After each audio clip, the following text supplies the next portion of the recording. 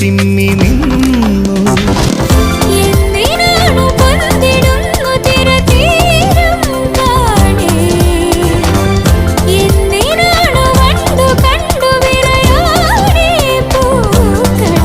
പറയൂ മനമേ, ചൊരിയൂ മധുരം പ്രിയതേ, എന്റെ ഹൃദയതാളം മുറുകിയോ, എന്റെ കണ്ണിലിളമീൻ തുള്ളി